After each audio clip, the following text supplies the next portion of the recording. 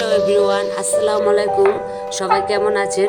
আজকে আমি মজাদার একটি বেগুন ভাজি তৈরি করে দেখাবো আর আপনাদের সাথে শেয়ার করব। দেখা যাক কিভাবে তৈরি করব। এখানে আমি 2টা বেগুন নিয়েছি। এখন আমি বেগুনটাকে ভাজি করব। বেগুন ভাজাটা কিন্তু আমরা অনেকেই পছন্দ করি। দেখা যাক আমি কিভাবে ভাজিটা করব। আমি প্রথমে বেগুনটাকে ধুয়ে নিব। দিয়ে বেগুনটাকে ধুয়ে নিচ্ছি। দেখুন আমার বেগুনটা ধোয়া হয়ে গেছে। এখন আমি কেটে নিব। এখন আমি বেগুনটাকে কেটে নিব। এরকম পিচ পিচ করে আমি কেটে নিব।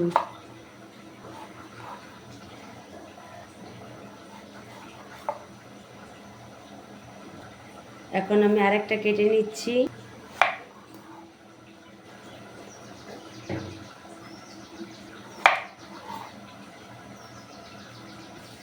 দেখুন বেগুনটা আমার কাটা হয়ে গেছে। এখন আমি হলুদ মরিচ লবণ দিয়ে মেখে নেব। প্রথমে আমি লবণ দিচ্ছি, দিয়ে দিচ্ছি হলুদের গুঁড়ো,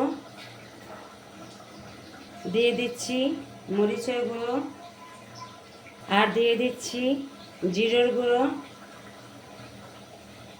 আর দিয়ে দিচ্ছি ধনের গুঁড়ো। এখন হাত দিয়ে ভালোভাবে মেখে নিব আর বেগুনের ভিতর মশলাগুলো মিশিয়ে নিচ্ছি। দেখুন মশলাটা আমি খুব ভালোভাবে মিশিয়ে নিয়েছি।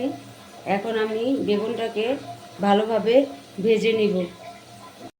বেগুন ভাজি করার জন্য আমি একটি চুলায় প্যান বসিয়ে দিয়েছি আর পরিমাণ মতো তেল দিয়ে দিচ্ছি।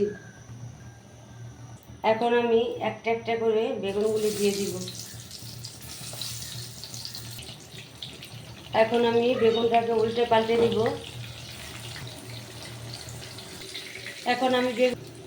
এখন বেগুনগুলোকে আমি আরেকটু ভেজে নিব 1-2 মিনিট।